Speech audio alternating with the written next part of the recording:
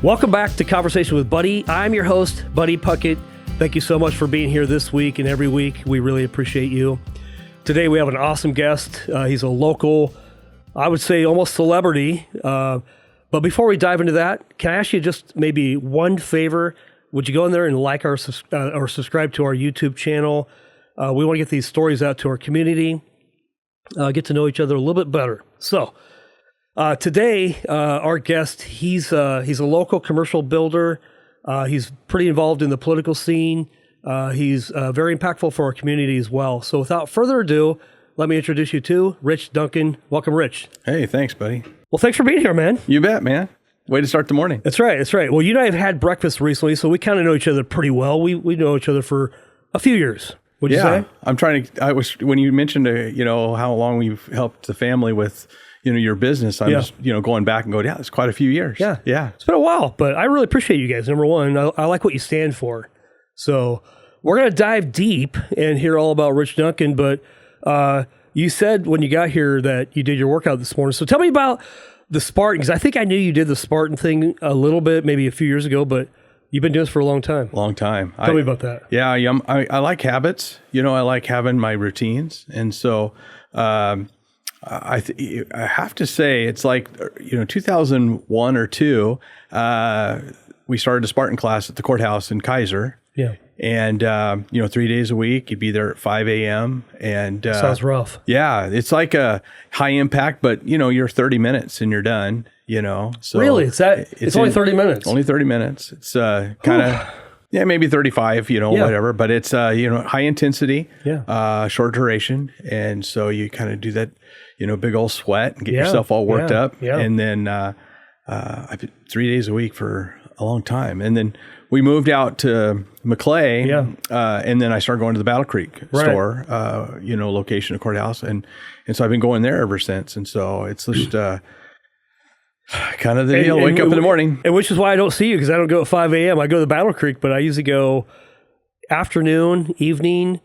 My wife has me now going at 6 a.m., so I might be seeing you here real soon. So speaking of changing habits, I'm better when I work out in the morning. Would you say that's true for you as well? 100%. Why? Why would you say that? I think it just chemically, I feel the difference in my brain and how I operate. When I can get up in the morning and get that done, I usually can be at the office by 7. What? Really? That's so incredible. It's just, my little, again, the routine of getting up, getting my process and you get out of those habits, or you don't do it for a while, and I feel different. Yeah. And so I can really tell my day. And you do this year round. You don't take breaks. No breaks. 3 days a week. Yeah. Period. You guys were out of town last week, or where'd you guys go? We went to Arizona. Yeah. So when you're in Arizona, you're on vacation. Are you working out? Yeah, we are. Ah, you are. Yeah, That's interesting. We've got a place over there that has a very similar class structure. Yeah. The challenge with that is that it's a 50-minute class. Okay. But real similar. Okay. You got 40 seconds of work and 20 seconds of break, and you just kind of repeat. And wife and I go over there and schedule it, and we just keep it up. So you have me almost tempted to actually start this, because trust me, I need all the motivation I can to be inspired to go work out. It's hard to work out at 5 a.m. Let's be honest. Yeah, it is. Okay, so Shelly works out with you as well. Well, Shelly has her own program that she does. Okay. When we're on vacation, we work out together. Okay. But she has a little different schedule. Yeah. So we've got a lot of grandkids. Okay. 8, 1 on the way. Wow. But our routine is I usually have picked up the grandkids after my workout, bring them to the house. We get them fed. We get them ready for school. And then grandma takes them to school. Yeah. And then when she's done taking them to school, then she goes to her workout. Okay, gotcha. So, and she does a real similar format that I do. So, yeah. Okay, just a different time. Mm-hmm. So on vacation, you guys get to work out together. Yeah. Is she tougher than you, Rich? She is. Okay. You admit it. No, she's that's good, man. Yeah, no, she's a powerhouse, Yeah. So I feel my age. That's I remember, what we used to be able to do in push-ups and pull-ups and a lot of stuff's body weight, and you're like, oh my gosh. And now it's my wife definitely has the upper hand on that. So okay, so about a year ago, I've been working out for a long time too, but sporadic and whatever. But a year ago, I don't think I could do 2 pull-ups. I thought, this has to change. And so I went on this mission for 1 year to get to, a higher number. Because remember, back in high school, we could do, 25 or whatever. I could do maybe 1 or 2. So a year ago, I just started working on pull-ups. And I'd do 1, I'd hang, I'd get to 2, hang, And so I did that. I got to the point where I could do 17. So, but then I hurt my shoulder. So then now I can't do that. So I'm trying to figure out something else. But I think Spartan could be the thing. Yeah. So I think you have the control of your body, so you don't hurt yourself. Okay. That's why it's not like CrossFit. It's kind of like CrossFit. Okay. It's real similar, I think. I think CrossFit might do some things that are a little, you're flipping tires or you're doing things that might be a little, it's hard to control your form. That's right. If you got your form and you keep your form together, it's hard to hurt yourself. But you get a little, tired or start, doing something a little radical, Seems like CrossFit's like an hour long, if I remember right, because I did it for like 6 months. 10 years ago. Yeah. I've just been a courthouse guy and I followed their courthouse program. So I love it. I love that. Yeah. Well, hey, we're going to dive in deep. I've got lots of questions for you, and we're going to start at the very beginning. Where did Rich grow up? But we're going to talk about the early days of Rich Duncan Construction. I talked to a guy named Nate Cook yesterday. I like Nate. He's a funny dude.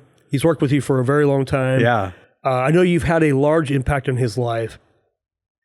So I reached out to Nate yesterday I wanted to find some dirt on Rich, but he couldn't. He goes, I have no dirt. He goes, Rich is a really good guy. So you've had a large impact on his life, and he was really sincere. But just a few questions I got for you that he kind of helped me figure out. I thought might be kind of funny. Yeah. Take me back to the early days. Where were you born? Tell me about your mom and dad and how they impacted you. That's the place we start. Sure. So I born in Salem. Okay. And I grew up in Salem, mom and dad. Mom was a home mom, and I'm the oldest of 4. My dad worked for Pepsi for 28 years and retired from Pepsi. And really, he kind of embodied the, put your heart into your company and your company will pay back mentality. And he gave his life to that company and retired. And so I know one of the things I used to emulate in my dad, is really one of my earliest memories is I would retape up his mail. And then I would sit at the kitchen table and I would open the mail and act like I'm paying bills. And I don't know why that stuck with me as something in my head, because now, as a general contractor, I pay a lot of bills. I sign a lot of checks.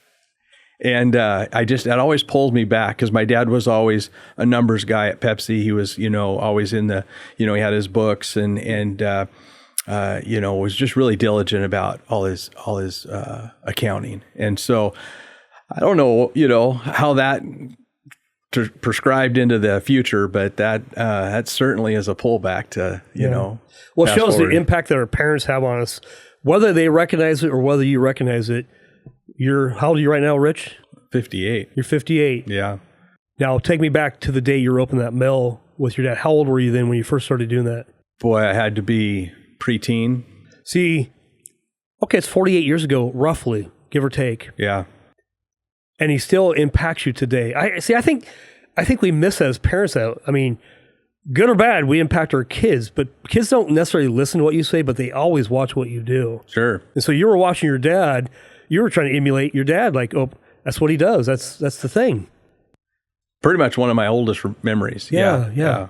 How about your mom? How'd your mom impact you? Oh, man. Mom taught me how to cook. Mom taught me how to, I was the oldest. So you're firstborn. Yeah, firstborn. And so I helped take care of the laundries and I had a lot of chores. Dude, I love that. I love it. And there's our siblings are, kind of 4 years apart. My brother's 4 years younger, and then my sister at 8 years younger, and my other sister's 16 years younger. Wow. And so every 4 years, man. Yeah. So I remember the last announcement, we're all sitting around watching TV, and Dad comes in and walks up to the TV. Back then didn't have a remote control, and turns the TV off and says, "Kids, we got something to talk about. And what do you think about having another brother or sister. And I just laughed and reached over and turned the TV back on. And that wasn't good for Dad. I kind of made Dad a little upset. So anyway, we had a serious conversation. Because at the time, I think my mom was like 38 or I think she's 38. So that's old back then for having a baby. Yeah.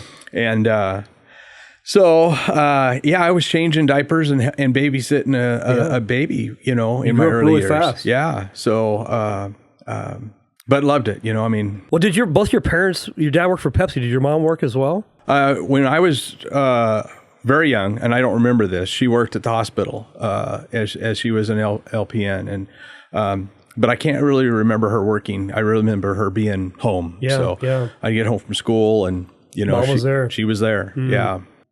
Is your mom and dad still alive? Yeah. No kidding. Where do they live? Live out south. In fact, we're getting them into an assisted living this next couple of weeks. No kidding. So they're getting into that next stage of their life. Yeah. So how long have they been married? 50 years. That's incredible. Yeah. That's pretty cool. That's unheard of these days, by the way. I know. It's they're they're 84 is Dad, going to be 85, and Mom be 80. So yeah. It's pretty cool. Yeah. So your mom and dad had a big impact on you. What about your siblings? You're the older brother. Are you guys still close? What's that look like? Yeah, we're all here in Salem. Yeah. We get together kind of the once a year deal. We've all have our different lives now, and we all really have unique, separate things that we do. Yeah. So it's it's good conversation. So yeah, it's interesting. We can live by somebody, never see them. I find that I see people that actually live out of state or in a different city more often than I see people in my local town. Yeah. I guess because you have to take an effort to go do that. So I don't know. Yeah, it's weird. I have a friend from high school that, I have a couple buddies from high school, and it just seems like, I see those guys, more than some of my friends, or I talk to them a little bit more, because I'll have a phone conversation and they're in Tennessee, or something. Yeah. And so something will pop in your mind and you make the phone call, so. Okay. What high school did you go to? Sprague. Yeah. Okay. Ole. Did you play sports? Nope. I was a wood shop guy. Okay, so I was I did all the shop classes. So your construction work began a long time ago. Yeah. I did wood shop. I did metals. We did auto shop, so. So what was the coolest thing you built in wood shop? Because I built a gun cabinet. My dad still has the gun cabinet, but yeah, it's interesting. What was the thing that you built that maybe you still own? Oh boy, that's I don't know if I have anything that. I don't know if there's anything left from there. No kidding. Yeah. Okay. Yeah. I know that I did. I signed up for Woods 4. Okay. So I did 4 different semesters or whatever of Woods, and Woods 4 I was like the helper or the teacher's helper in the class. Okay. I wasn't even really building anything. So it sounds like something you've always loved doing. Projects. Putting things together. Yeah. I got into doing some electronics for a while, taking things apart and putting them back together.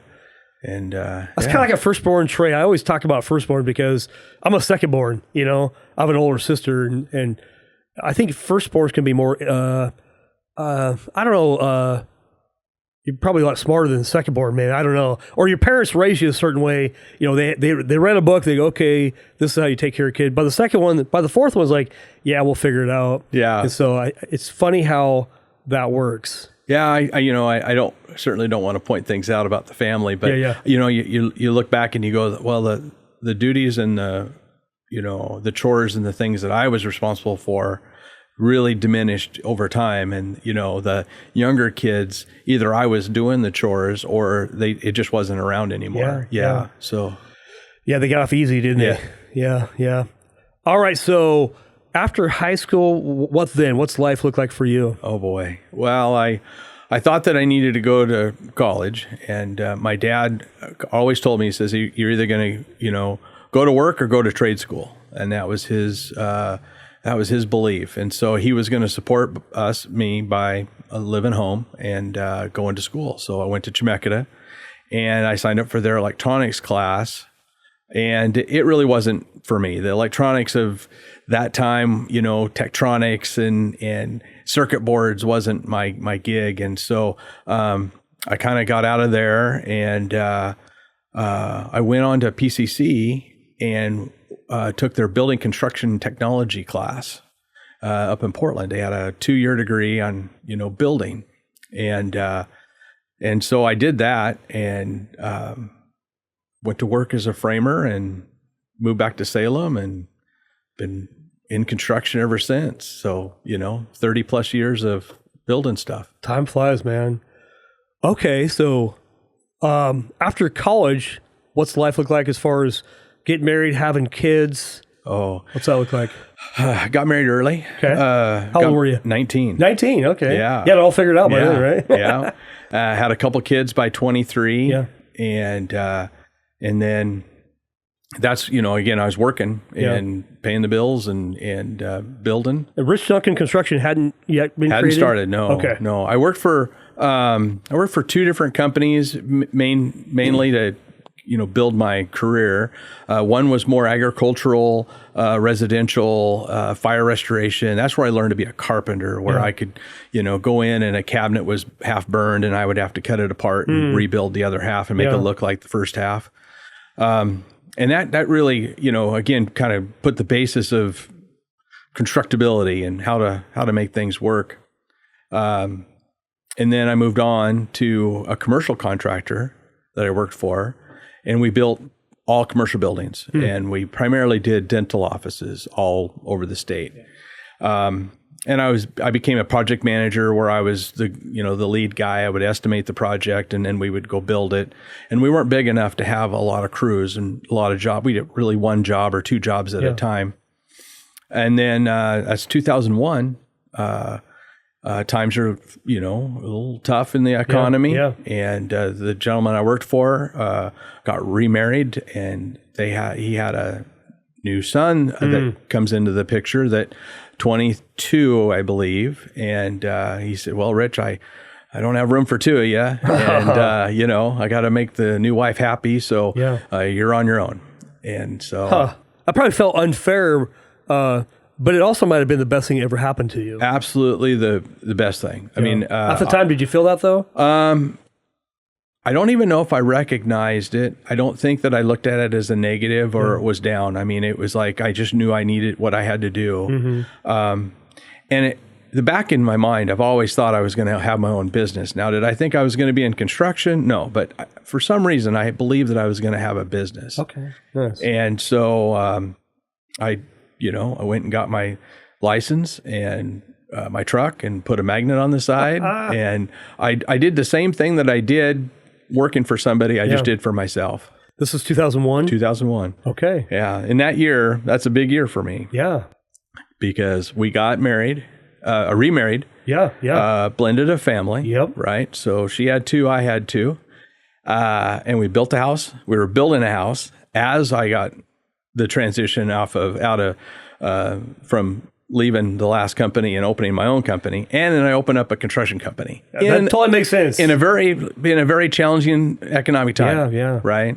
.com bubble was happening right there. Yeah, just was. So and again, just with relationships and who I was already talking to, I was already going to the chamber. I was going to some SEDCOR events. Yeah. And so I was able to just go there with a new business card and. We talked this morning, like greeters, right? I'd go to greeters and change. And then after greeters, I would change my clothes and go out to the field and work, and then I would come back and maybe change my clothes again, go talk to a new client, and so I did everything the first couple of years. It was, I look back and go, I don't know how that all happened, where I was able to, estimate the job and bid the job and build the job and maintain finances. You just find a way. Yeah.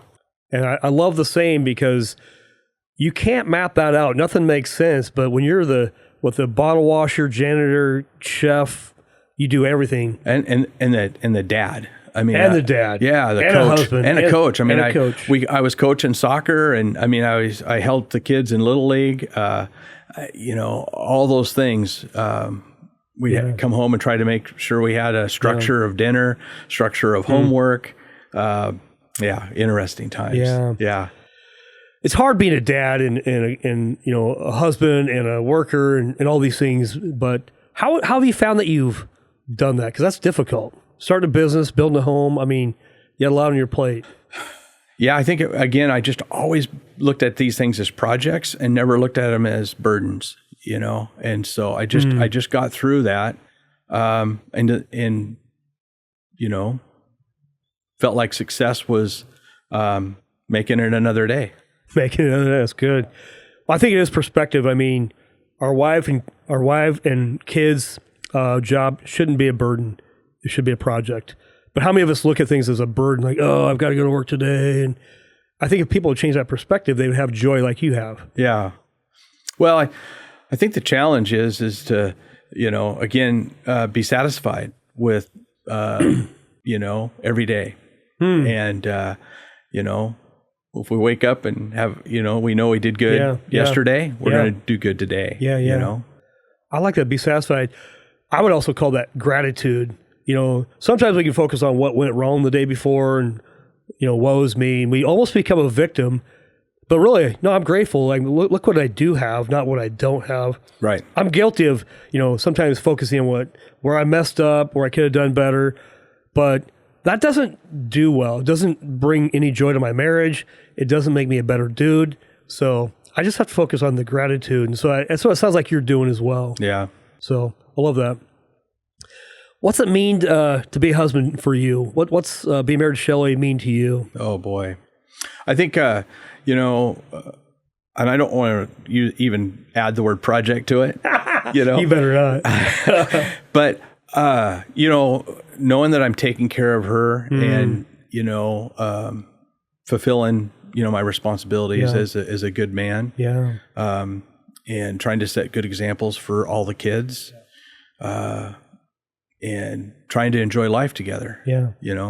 So. And you guys do. Oh, I think, we've been able through all the years, I look back and the things that even when we were growing our business, we were able to go camping or recreating or, it wasn't like every day in the grudge of life. It was like, well, we were looking for the next thing that we have on the calendar and we're planning for it together. And so, and now we're in that stage now where we're trying to, well, boy, let's think of, let's go to Italy or something like that. Ooh. It's like, I know those are goals. And so we just want to achieve those together. Well, I think as a husband, what I've learned to do, and it took me a long time to figure this out, is casting vision for my wife.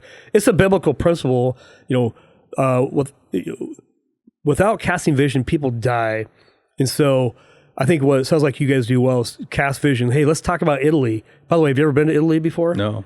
Oh my gosh. I've only traveled out of the country one time or two, Europe and just to Italy. And I got to say, it's probably the coolest place I've ever been ever. Yeah. So I do have to say, Shelley had it on her list many years ago. Yeah. And we were, talking about, well, when the company is doing well, we're going to be able to do that. Yeah. And we just always had an excuse, either, the economy or something would turn. And so we would say, well, it's a little tough time to do that, extravagant thing. So we go to Mexico. If I don't know, that's not too extravagant, but we've been doing that since 2005. So every year we'll go down to a little timeshare. Every year? Every year. Is that Cabo? Yeah. Okay. Yeah. I've seen your fishing, because you guys go fishing. Yeah. And that's my big fishing trip. Well, that's your birthday trip too, if I remember right. Yeah, I get out of town for my birthday. So what day's your birthday on? June 15th. June 15th. Yeah. So you're gone. Don't call you. Nope. Yeah. So that's funny. I don't need a birthday party. Yeah. You need Mexico. Yeah. Is it just you and Shelley, or do you guys take friends and stuff? All different times. We've taken all the kids one time. Yeah. A couple times we've taken the kids. And then we've taken grandkids. So we've, it's been ebbs and flows. I'm going to write this down, birthday adventures, because I think that's very cool. You're not being selfish. You're bringing the whole family, but it gives you a reason to celebrate, not just you, but your family. And so I think that's cool. Yeah. So being a dad, and you also have, stepkids. I mean, it seems to me like you treat them the same. They're just your kids. Yeah. I it's been really natural for me to do that, and just, and I've got great kids on both sides that they understand. Yeah.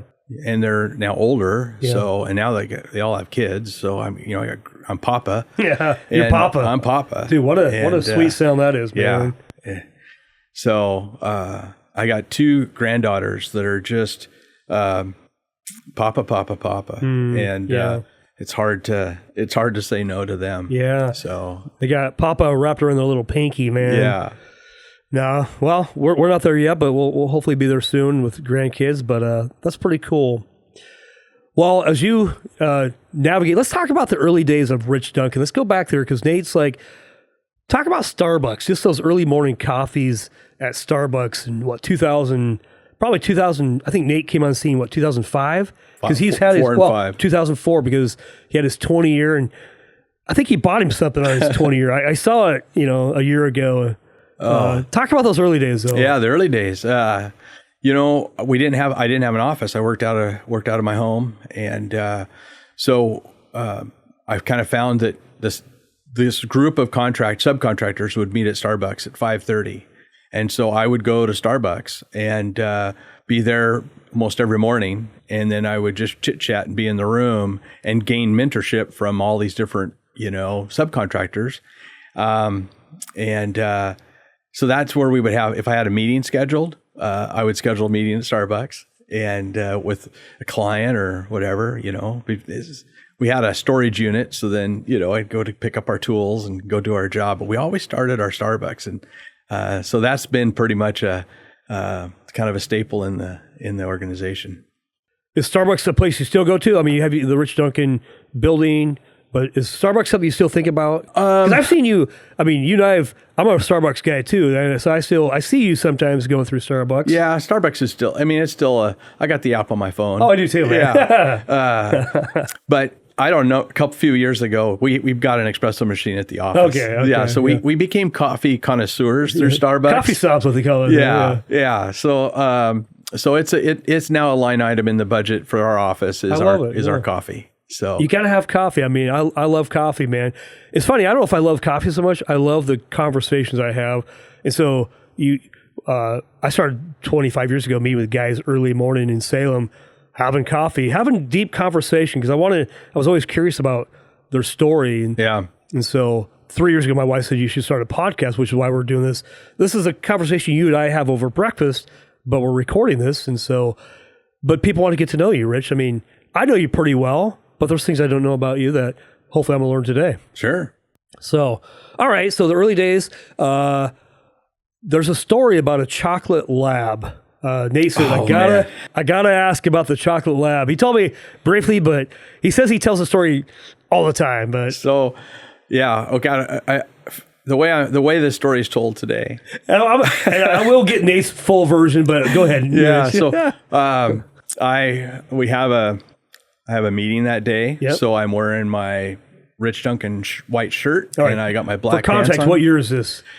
This has got to be 6 or 7. 2006 or 2007? Early. So Nate's early years. Early years. Okay. Yeah. This is good. Yeah. So my mother-in-law thought it would be a good idea to buy my daughter a chocolate lab. We lived at McNary Estates on a residential little lot. Yeah. And the dog had separation anxiety, so it couldn't be left alone. So I get the dog, and I take the dog with me. I leave it in my pickup while I go in and do my normal morning little routine. Yeah. And I come out, and the dog had an accident in the truck. Yeah. And it spread that accident all over the headliner, the seats, everywhere. And, by this time I'm like on time to go to my meeting. Yeah. And so I had to come in and ask for a bunch of cardboard and paper towels. And I just had to sit it on the seats. And then I had to take that dog to the office or the shop that we had at the time and put it in the pen and then go to my meeting. So, yeah. Well, I think, and the funny thing from Nate's perspective, the reason why he thinks this is so funny is because what? He says, I don't appreciate having a dog. Yeah, he did. He said, well, Rich, if you know Rich, he's a clean freak. He's would you say you're a perfectionist? Is that detailed? Detailed. Okay, fair. And so this completely wasn't cool. And but he can laugh. I'm sure you can laugh about today. You probably were not laughing that day. Yeah. So, I like our vehicles all to look clean and sharp, and I like our uniforms to look clean and sharp. And so yeah, that was a hard one. Got it. As Rich Duncan has grown, you guys are a household name, I think. Branded household name. And I love that. I mean, you guys stand for something. You what I know about you, Rich, you show up at all the events, Liberty House, and any event out there, you're there. You're the face of Rich Duncan. You know, you've been doing this for 25 years. Yeah. Or I guess 24. Close. 24 or 25. November 25, I think. And you guys have done a lot of cool stuff. I remember a couple things, but Nate reminded me of one. But I remember you guys did a haunted house. Extreme Makeover. Oh, that was the Extreme Makeover. That was the thing. Yeah, 2010. 2010. I remember that. Yeah. But Nate had to remind me. Tell me about that. Oh, boy. I remember, those were still challenging times in the company. Nate and I we had our offices across from each other, and we were able to, I come walking up to his door and I said, hey, what do you think about doing an Extreme Makeover? And he's like, we could never do that. Forget it. Right. And so I said, well, I already said we were going to do it. So we got to figure out how to do it. And I thought, in the beginning, I thought it was a joke, but I mean, because I had gotten a message and, it could have been a junk mail or whatever. But from the day that we decided to do the project, we had 43 days to fully put the team together, the plans together, to get permits together and have it all top secret. And so we did that, and we started. We did it for Labor Day weekend, and we did it in 141 hours. And we built a new boys' dorm, and we rebuilt the haunted house on state property. It was the Oregon School for the Deaf. And to go back and see what we did and watch the videos, you just wouldn't understand how it all happened. But it really laid the groundwork for us to understand vertical construction and teamwork and partnerships. It made everything possible. Like, you couldn't say that we couldn't do something because everything was done. We did it. And, it was just a great thing for our community. I love how you did that. You didn't ask for permission. Hey, Nate, what do you think about this? You actually went to him asking probably for forgiveness, but you'd already committed to doing it. And I mean, I bet you grew a lot there where you actually realized you could do more than you ever thought possible. Sure. How did that come to you? Did somebody from Extreme Makeovers say, hey, Rich, we heard about you. You're the guy. Let's do this. Yeah. So I was actually heading over east. Yeah. I remember the night before I had a BlackBerry, and I had gotten a message on my phone that said, hey, are you interested in doing an Extreme Makeover? And I thought, Shelly, look at this. And we were kind of diehard fans watching the show. Okay. And so I go, yeah, sure. Like, this isn't real. Like, it was just, I'm getting teased here. And they sent another message, later that day, and they said, hey, can you meet us Tuesday of next week? We're gonna be in town. And I'm like, yeah, sure. Yeah, whatever, man. Yeah, I just thought, and then I went about my business, and then when we got over the mountain, my phone had quite a few more messages, and the Tuesday of that next week, I had 6 different people from ABC in town, and they pulled up in a white van, club van, and said, "Hey, come on in." They drove. And we went to the neighborhood behind the school, and we kind of walked down the street and said, "Now, don't act too, obvious here, but look at that building over there." And there was an old dorm, and it was actually based out of 1950s prison plans that the building was built by. And they go, our deal is we want to redo that building for the dorm. So they contacted you, but you had no idea of the project. You're like, are you in? You're like, yeah. You're right. Well, I wasn't 100% in until after I went and looked at the project.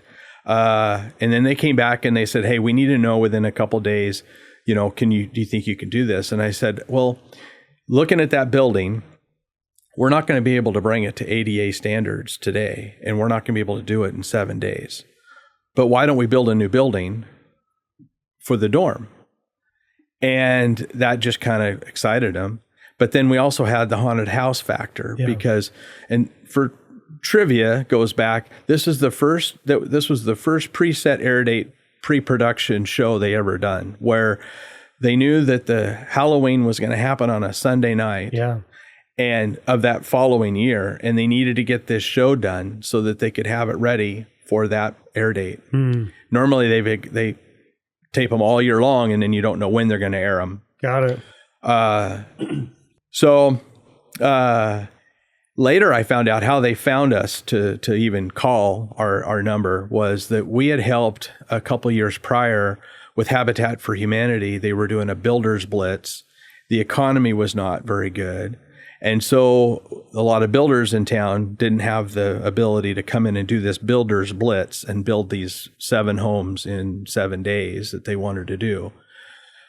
And so we came in and kind of rescued them, and we were a resource. And so back in those days, the pipeline for Extreme to find the contractors they would use was through people that donated through Habitat. They knew that they were already kind of in a philanthropic, I can't even say the word. We talked about the philanthropic. Yeah, there you go. I guess it's a big word. Mindset. And so, we just jumped in. Interesting. Okay. Because you were linked to Habitat for Humanity, you're the guy. Yeah. So, and then I don't want to, the show's not it's not airing any longer, but that's a bummer because that's a really cool show. There was Move that bus, right? Yeah. I think once it went off of Sundays, then it kind of lost its, The guy that was the MC or the key, what was his name? Ty Pennington. Ty Pennington. Did he actually come to Salem, Oregon? Yes. Move that bus. Yeah. So they had an A team and a B team. Okay. And so they had 2 construction teams working kind of at the same time, but just different phases. Yeah. And he would just fly and do the move that bus, or do the knock on the door. Okay. Yeah. Right. And then he would fly to the other place, and then he would move the bus, and they would fly back. So he was not really on scene very much, but just at the very last. Maybe a couple little social party things to make, publicity. But sure. Yeah. That's pretty cool. You talked about those early days going to Starbucks and feel like you got mentored by these older guys, been around for a long time. Yeah. We all need mentors. What is mentoring? You're older now, Rich, you're old like me, and you've had influence on people. How did those guys influence you, and how do you do it today? Because I know you're impacting our community. Yeah. What's that look like to you from a mentoring standpoint? Well, I'm really humbled by who helped me get where the company is today, right? Certainly, Nate's a big part of that early on, but I went out and just sought people that were smarter than me, and I would take them to coffee, or lunch, and we'd just talk. And conversations like you and I have had, but I'd learn about financing, I'd learn about banking, I'd learn about contracts. Even when I would, subcontractors and that were larger than me, even as a general contractor, right. but they're in the business of negotiations and purchasing, and so I just followed that, and took the kind of the tidbits of everybody that I was around. Yeah. I think it does show humility when we realize we don't know what we don't know, and we're not afraid to, or we're not embarrassed by it. Yeah. And so you show up and. Fast forward though, what Nate shared with me yesterday too is from his perspective, which I really appreciate, was how grateful he is to you, because as a young guy, he was often, from his words, he was doing drugs, drinking, maybe not show up. And what your impact on Nate's life was, the words he used was, you rallied him with love. You loved him through those really dark times. And now you guys are good buddies, and Nate's obviously a solid dude. Yeah. But what was that like early on, and why did you continue to mentor Nate? What was in it for you, and how does that impact you, I guess. Yeah, it's a really interesting relationship because he has, he had a sense of energy about him. I certainly didn't know all of his history. I didn't know about things in high school and then when he went off to college, and things that he was doing, I kind of fed off of his energy, this positiveness. And when we worked together, we worked really well together. I mean, we were bouncing things around and we were having a good time. And, when I found him at his low point, I just knew that there was more to him than that. And I knew that I needed to give him that opportunity, and that I don't know if it was a parenting instinct or not, but I just had to be the guy that put down the authority and said, if you want this to work, this is how it has to be. And we put down some really pretty strict rules and monitoring, and I don't know, it just worked. I think it's one of those really miraculous things because I look at people today and I don't see that they have the capacity to make that change. And I just think I found him at that point where I was able to reach out with my hand and say, if I can give you an opportunity here, you can make a better choice. And, if I would have known his history and known that this was, something that he's, from high school or, all this stuff, might have changed my opinion of that, because I knew him through his ability to perform at work and be a good friend to me. And so I just looked at the good part and I just tried to elevate that. It's probably good that you didn't know his past, and what it sounds like, I mean, to me, to really help somebody is sometimes you actually do have to love them with tough love, or being, giving people boundaries like, look, I can help you, but I need you to do X, Y, and Z. You got to show up. Yeah. And if you can't show up, that's cool. You just can't work here. And because you invited him to step up and gave him a clear structure and boundaries, he respected that. And I think that's probably the relationship you guys have today is probably of respect. Oh, totally. Yeah. I mean, I just look at him and, the challenges that I see, just in daily living, the stressors that you have, and his capacity to navigate those in a positive way and not find those in an addictive way. I mean, that's just not falling back, right. And in putting his life, really in his faith. Yeah. And in his family. Yeah. Well, speaking of faith, we talked about faith, family, finance, football. Who doesn't love football? Talk to me about faith for you, Rich. What does faith mean to you? What's it look like? It's different for everybody. We all have a relationship with, something. Yeah. For me, it's God through Christ. But that's just me. What's it look like for you?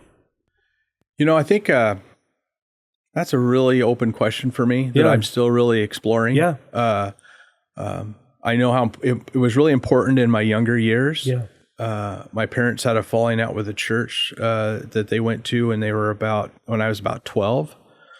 So from really 12, so I had a good basis. Yeah. But then I really fell out of any church participation until I then met my first wife, and she was Catholic and pretty followed her religion pretty strongly. Yeah. And I looked at that as a responsibility for me to maybe follow that guideline. Mm-hmm. And because I had two boys and we needed to have them get that same grounding that I had. Mm-hmm. And then that, obviously that relationship, after 11 years didn't continue. And so after that, I tried to continue with the church a little bit, but my heart just wasn't in. I don't know if it was good or bad. Yeah. But I found myself just be busy with other things. Yeah. Yeah. And so now I look at my grandkids and I have them in a Christian-based school that I believe they need that fundamentals is just so important, because I still look at those fundamentals today that I learned, when I went in my early years. And I think it gives me some grounding that I have some belief, and I it's strong, and I have a yearning for my grandkids into my kids, to have that faith as well. Yeah.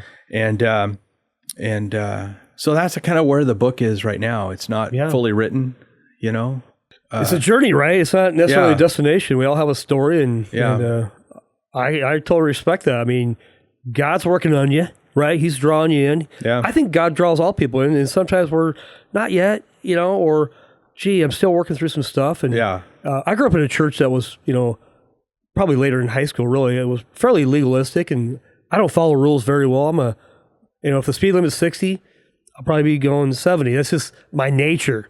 Yeah, forgive me. I know, right? Sure. But God's worked on me tremendously, and again, but we all have our own story. Yeah. So, but God's not done yet. He's still at work, and I see God working in Nate's life. I mean, you can't make this stuff up. No. And I believe without God, I don't know that people have hope. That's just me. Yeah.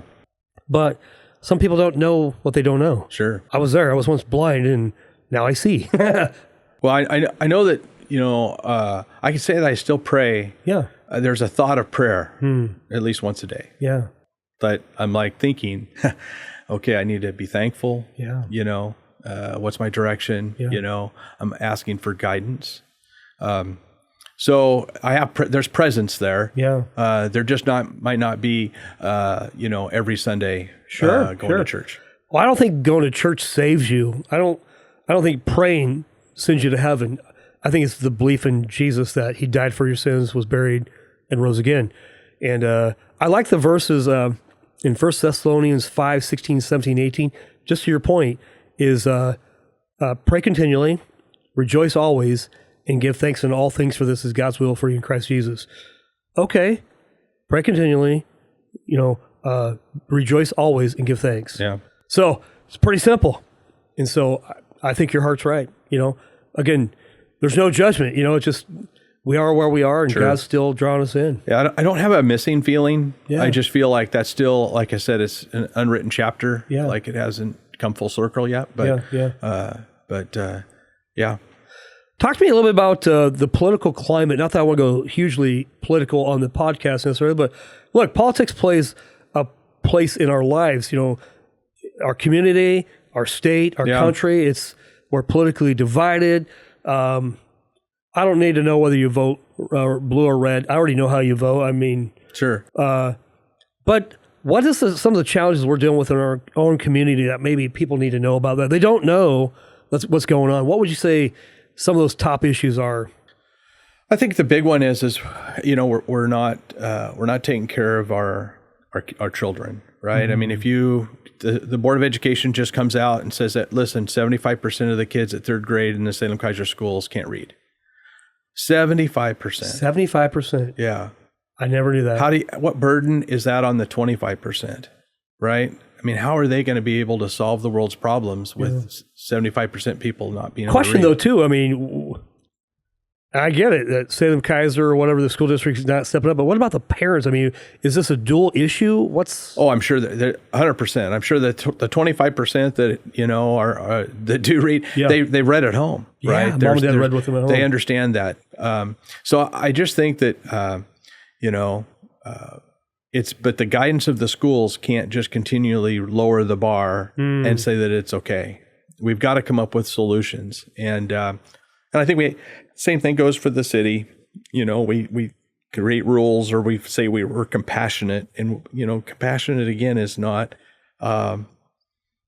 It's not always I don't know the word I'm thinking of, but letting somebody off the hook.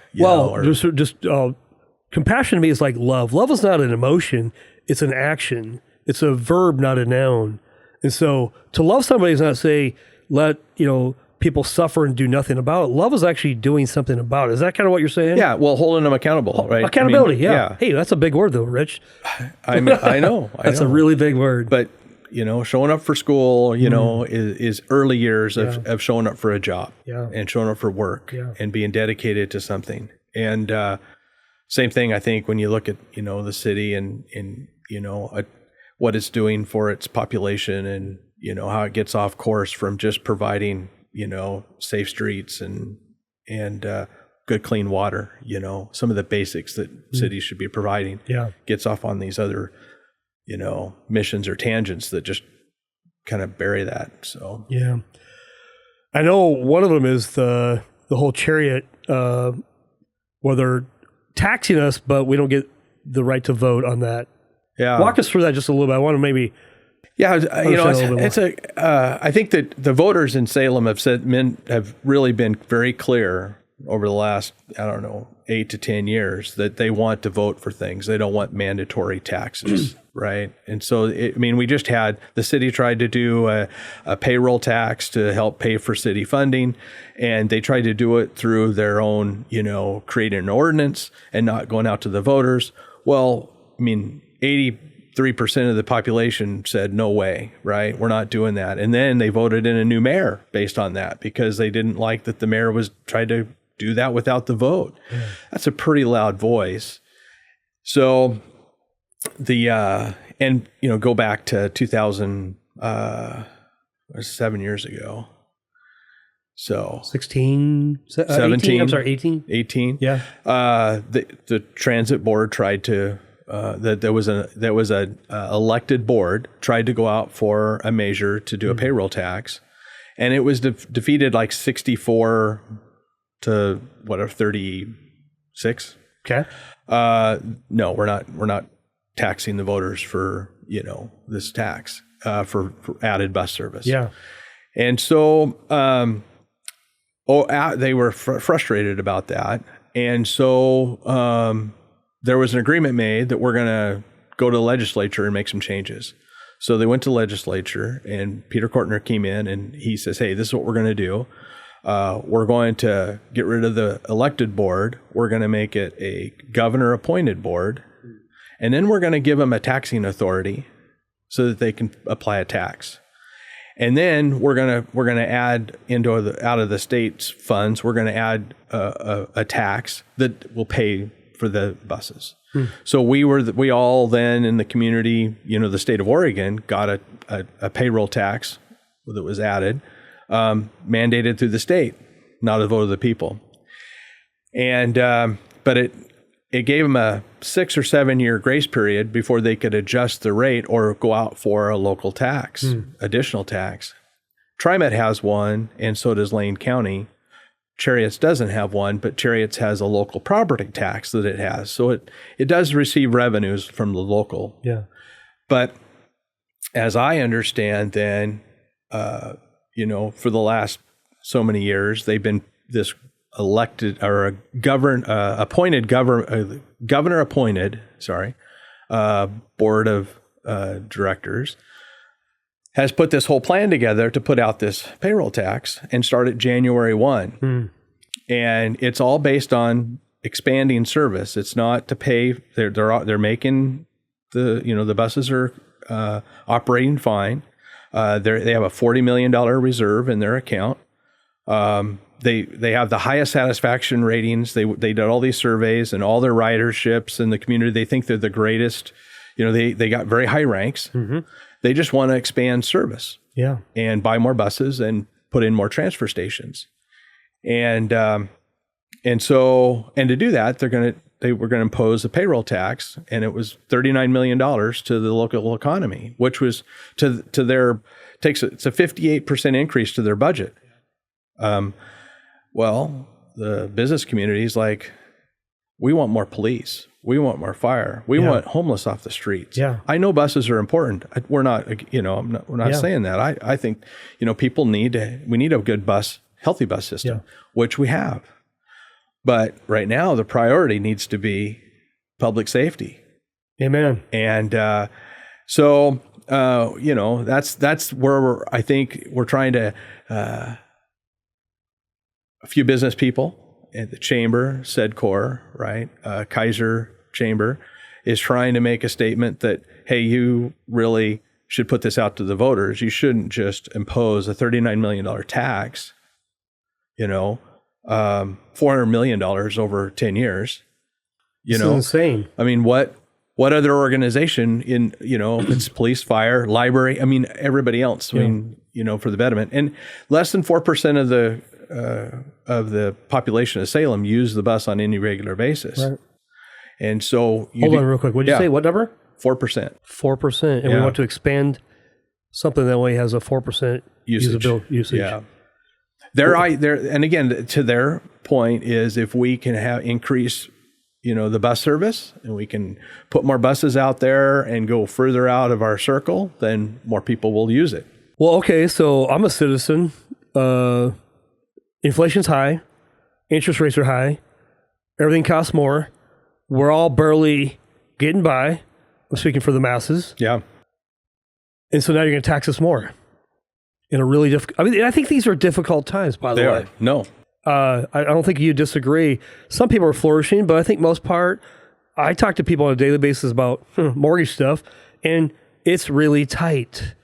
So I just don't know how taxing people more benefits anybody.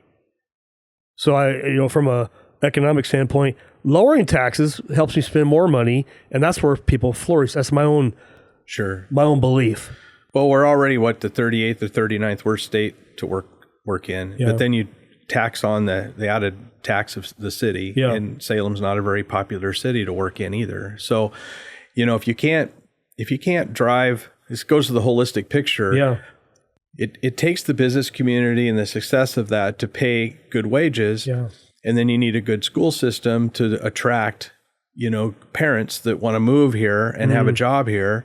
And then if you've got a school system that's, isn't flourishing, right? Or at least at par, right? Then, you have people moving away. Your talent is leaving. And so it just makes it, again, I don't know when it stops, because you continue to tax and the big companies continue to leave. And then who, at the end of the day, is making it all work? It seems in my small brain in economics says it's gonna crumble. It's it's pretty simple, supply and demand. I don't follow population growth in Oregon necessarily. I used to live in Bend, so I remember when I lived there was probably 50,000 people. This is early 1990s. Now there's over 100,000.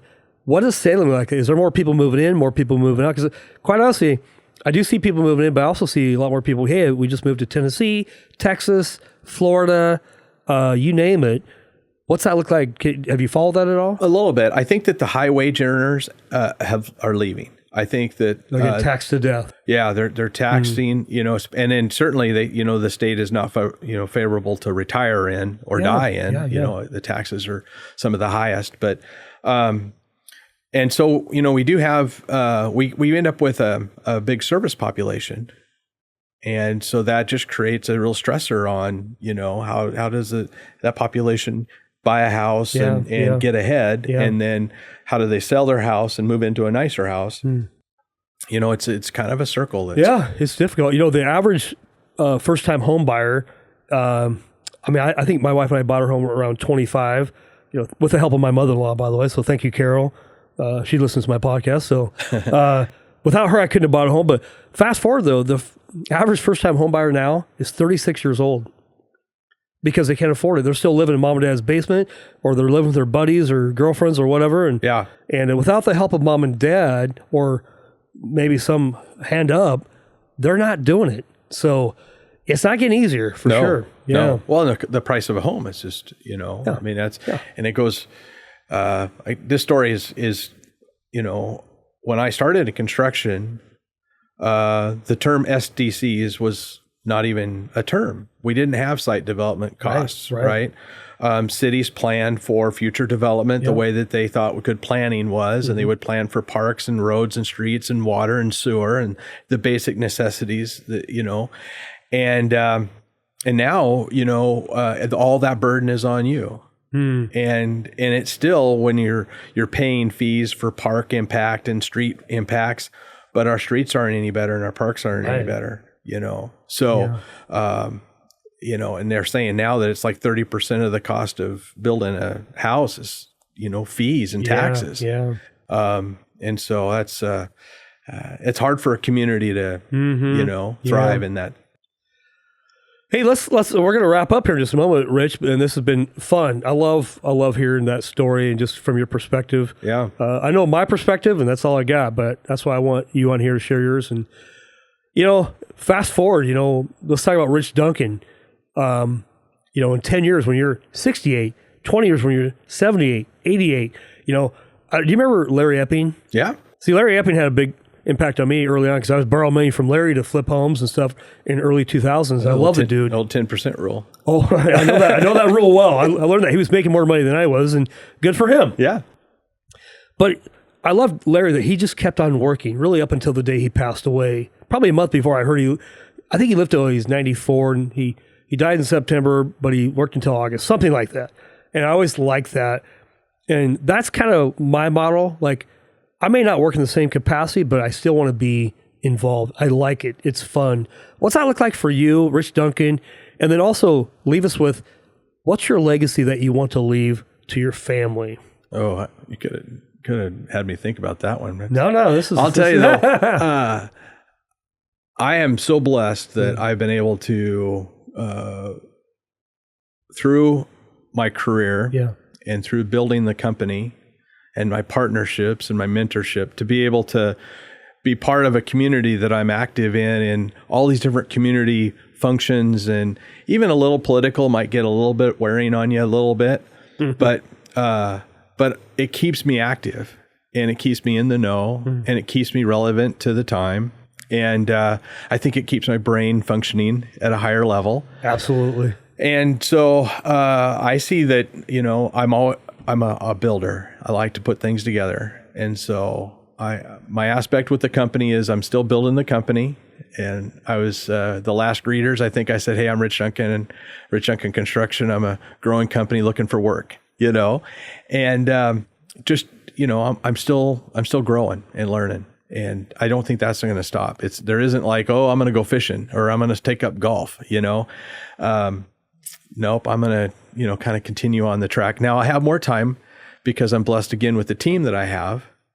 And people following me, Nate, and now my son, Matt, has been in the company for 5 years. Yeah, I remember Matt. I have another partner that Lindsay is a partner in the company now. No kidding. So she's like she doesn't want to be called the CFO because she doesn't want the title. But she's a CFO. She's my CFO. I love that. She's high level, man. She pays attention to the numbers. Yeah. And again, I respect that. That's been the whole core of the company is always know your numbers. And so many construction companies, my mentorship to others is, just because you get the down payment on starting a new job doesn't mean you go out and buy a new truck. What? Yeah. You don't collect your pay until you're all done. But you got to know your numbers all the way through, or you'll end up upside down when you're done with the job. You go, what happened? What happened? Yeah. Always know your numbers. So I think the legacy is that,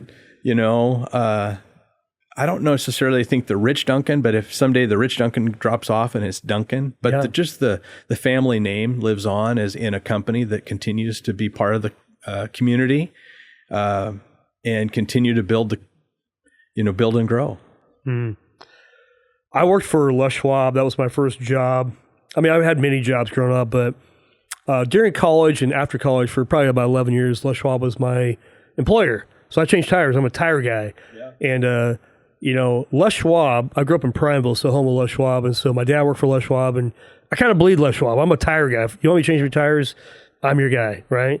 I might do your mortgage as well, but I'm definitely a tire guy, But I think Les left that legacy, like you're saying.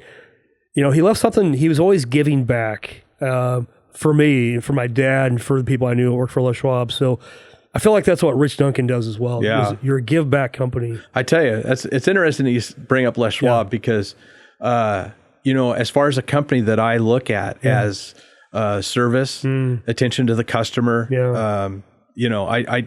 I emulate that in our company, right? White shirts, or, our trucks always look good, or, even though you're changing tires, it's a clean facility. Well, it's interesting. You got the Les Schwab haircut and you shave every day.